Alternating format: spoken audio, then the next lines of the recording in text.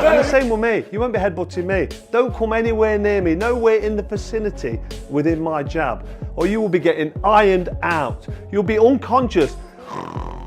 You'll be snoring before you hit the floor. Big John Fury, the bare knuckle champion, the fighting man. You'll be asleep before you hit the floor. I'll eat Froch alive and I'll eat Bellew alive. And by the way, Bellew got his ass handed to him by a bantamweight. No, the security wasn't even needed because the table just went flying. There was nothing the security could do to stop that, nothing at all. No, it's a good job. It's a good job to a lot of people here because it would have gone off. Carl Froch confronts John Fury at the airport after he calls him out. Tensions explode into chaos as Carl Froch approaches John Fury and the situation quickly escalates. Words turn into shoves as security rushes in to separate both men. Froch fires a warning, telling him if he has courage, step into the ring and fight properly with no excuses. Carl Froch doesn't hold back as he reacts to John Fury's insults, calling him disrespectful and completely out of order. Froch admits he's laughing it off, but says the fighting man inside him is boiling. He even warns that if John stood in front of him, things could turn violent fast, showing just how personal this rivalry has become. Calling me a bum, calling me a worm. It's so disrespectful. It actually gets me a little bit angry. I'm laughing. I'm laughing at it inside, but I'm also the fighting man in me. Makes me want to respond with, if he was in the room now stood in front of me, I would punch his head in. Carl Froch and John Fury's situation has gone too personal and crossed the line. He admits moments like this shouldn't happen, especially in boxing media events, but also points out the reality of the fight game. According to him, controversy like this only fuels more hype, increases interest, and ultimately brings more attention to the fight, whether people approve or not. Listen, it's boxing, it's family. John's John. Both goading each other. Both very personal. Both means a lot to everybody. Shouldn't have done it. Johnny Nelson breaks down John Fury's emotional outburst, saying he gets carried away in the moment and often forgets himself when tensions rise. He suggests that after everything that happened, John is now under pressure to control his behavior moving forward. According to Nelson, the incident shows how emotions took over, and now it's about whether John can stay composed under the spotlight. Pressure is now on John to behave himself. He's distracted, a lot of attention and talk, and I'm quite sure someone will have a word with him at the authorities. Simon Jordan doesn't hold back, describing John Fury's actions as thuggish and completely unacceptable. He argues that while the behavior is unpleasant to watch, it shouldn't be surprising given John's past and personality. Jordan adds that boxing fans shouldn't romanticize such incidents, stressing that it's not a good look for the sport, even if controversy like this often comes with the territory. Really, it's thuggish behaviour. John Fury's, is boorish, thuggish, unedifying, unpalatable, uncouth, vulgar behaviour. Absolutely.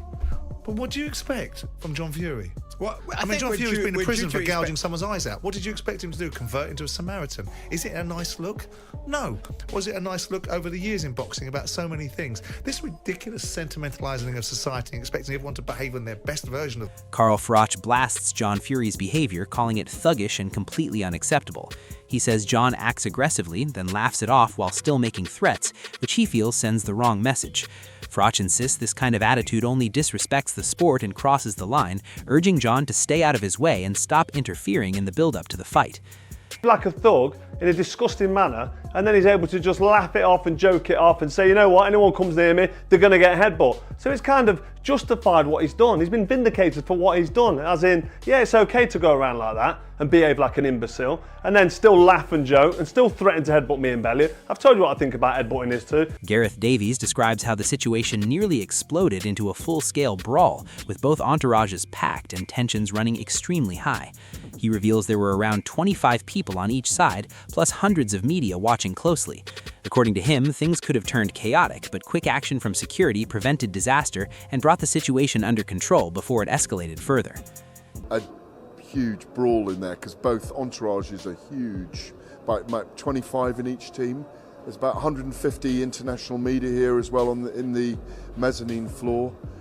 It was still dramatic anyway. But thankfully the security did a great job. Pain Game highlights the contradiction in John Fury's talk, saying despite all his loud claims about fighting anyone, when an actual offer was put forward, it wasn't accepted. He points out how John often speaks aggressively in interviews, but reality doesn't always match the words. The comment adds more fuel to the debate around whether this rivalry is more talk than genuine intention to fight. In my jab, or you will be getting ironed out. You'll be unconscious. John Fury declares he's ready for anyone and refuses to step back from any challenge no matter who stands in front of him. His words show confidence and defiance, reinforcing his tough persona. However, in the context of ongoing tension, it also adds more heat to the situation as fans question whether this is real intent or just strong talk to build hype around the rivalry.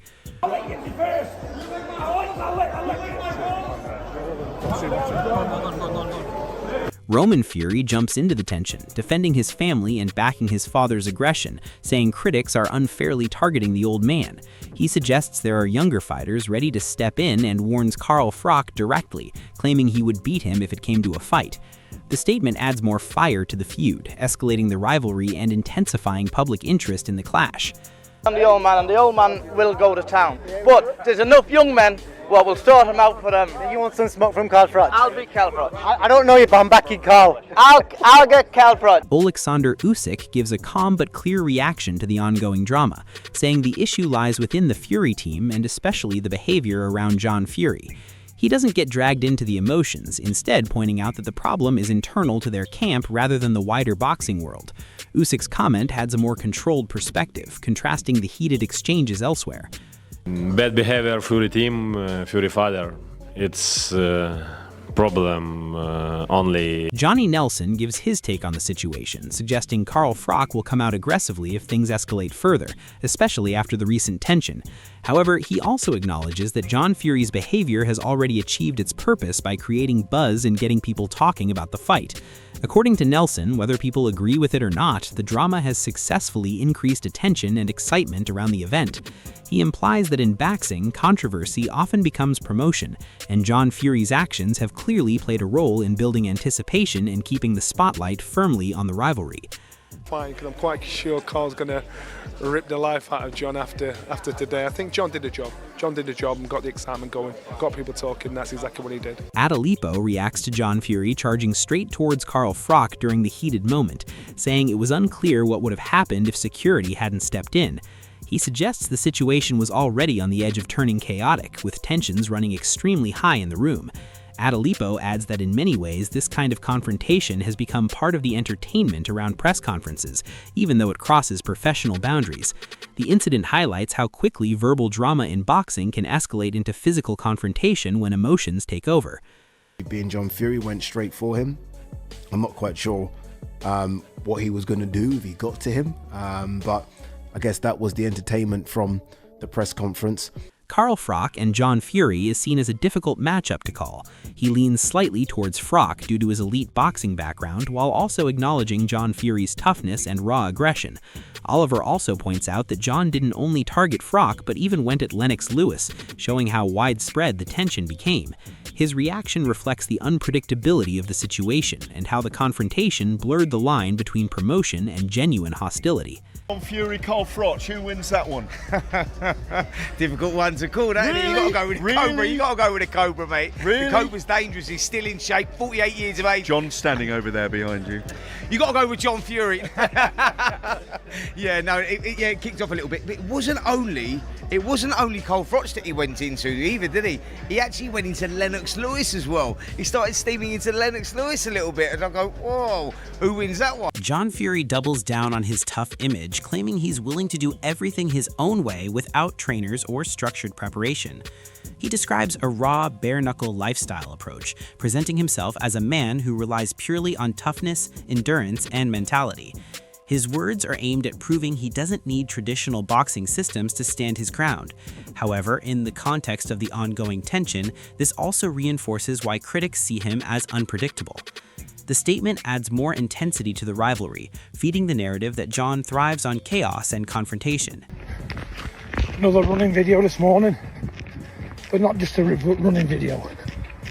I'm going to be the first man to fight a 3-time Hall of Famer, or just doing it myself. John Fury style.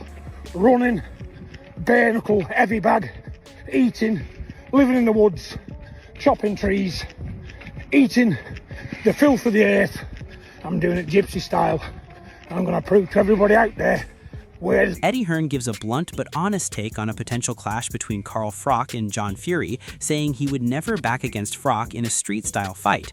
However, he also warns that John's rough and unpredictable nature could cause serious trouble, especially with illegal tactics involved. Hearn believes that if the two ever get close, Froch's boxing instincts would take over and he would start swinging immediately. His comments highlight both the danger and unpredictability of the rivalry, suggesting that this is one confrontation that could easily spiral beyond control. I would never back against Carl Froch on the cobbles. Ever. But John Fury's a big old lump. There'll be some illegal moves in there. Do you know what I mean? But if they ever get close, Carl will be swinging. Shane Fury reacts to the confrontation by pointing out that people often forget the impact of speaking online and then facing someone in real life. He suggests that once tensions spill over from the internet into face-to-face encounters, reactions are inevitable. Shane also defends his father to some extent, saying John Fury has his own ways and viewpoints, even if they are only partly right most of the time. His response shows a mix of understanding and acceptance, while also acknowledging that situations like this are messy and hard to control once emotions take over. Like, you can talk about someone online and do videos, but not expect someone to say anything when you see someone. So I don't know. Listen, my dad's got his ways and his points, and 90% of the time he's half right, but listen. Steve Allen responds with a balanced view, making it clear he does not condone John Fury's behavior, but also expressing personal respect for him and his family. He avoids speaking negatively about John despite the controversy, showing loyalty and familiarity. At the same time, Allen admits the situation was not a good look and acknowledges that it was uncomfortable to witness. His reaction reflects the conflicted nature of boxing relationships, where personal respect often clashes with public incidents, leaving people torn between criticism and loyalty within the sport's close-knit community. I'm not saying that I condone that behaviour, because I don't. You can't, it's impossible to. But John is my mate. I've got respect for him. I respect the family.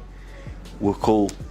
So you're never going to hear me say a bad word about it, but at the same time, obviously, no. It's probably not the Steve Bunce thing. I thought, bloody hell. Didn't like it, really. Liam Guff breaks down the long-standing tension between Carl Froch and John Fury, highlighting how their verbal exchanges have been building over time. He recalls past comments, including discussions about a potential exhibition fight, showing that this rivalry has been brewing for a while. Guff notes John's willingness to fight anyone if the money is right, while Froch has even suggested charity-based terms. His commentary emphasizes how the feud has shifted between banter and seriousness, making it unclear whether it is genuine hostility or just long-running promotional tension within boxing. John Fury was doing that and goading Carl Froch, and I know John Fury doesn't like Carl Froch. Carl Froch mentions him, although I haven't really watched much of Carl Froch's videos lately. But Carl Froch, I know, has mentioned John Fury in the past. He's had a go with John Fury. They actually talked about having an actual, was it an exhibition or a boxing type match? And John Fury, any man, any time, was saying words to the effect of, oh, I'll fight you, Carl Froch, but the money has to be right. And Carl Froch basically said, all right, well, if we arrange payment, it can go. Gareth Davies gives insight into John Fury's emotional intensity, especially when it comes to defending his sons, saying it brings out a different side of him. He explains that John becomes highly passionate in those moments and reacts strongly when challenged. According to Davies, John has made it clear face-to-face that he does not tolerate being called out and is willing to confront anyone. His comments highlight the emotional trigger behind John's behavior, suggesting that much of his aggression stems from family loyalty and protective instincts rather than just rivalry. John does. He's very, very, very passionate around his sons when they're fighting, and it gets something out of him. I spoke to him literally face to face, and I said, well, what is upset? He said, I don't want people calling me out because I'll take any man on. Yeah. You know the comments. Yeah. My guy came. Adam Smith reflects on the growing tension between Carl Froch and the Fury family, suggesting that it largely stems from online criticism and public call-outs. He believes John Fury reacted strongly because of comments made about him and his family, leading to the desire for confrontation. Smith also notes that it was never a simple case of someone refusing a fight, but rather escalating emotions from both sides. He concludes that a face-to-face meeting between Carl Froch and John Fury would be highly entertaining, though also unpredictable given their personalities and history. having a go at the Furies, probably over his time on his channel, maybe, I'm guessing, and John didn't like that and wants to have a fight with him, something like that. It was something like that. I don't think he was still necessarily turning down a fight. What I do know is that John Fury and Carl Froch on the cobbles will be fun. I think they're both. In the end, the tension between Carl Froch and John Fury has gone far beyond simple call-outs, turning into one of boxing's most unpredictable rivalries. With emotions running high, one wrong moment could easily spark something even bigger. If this ever turns into a real confrontation, it's about pride, ego, and proving who truly stands their ground. So the question is simple. Who do you think comes out on top in this chaos? Drop your opinion in the comments and join the debate below.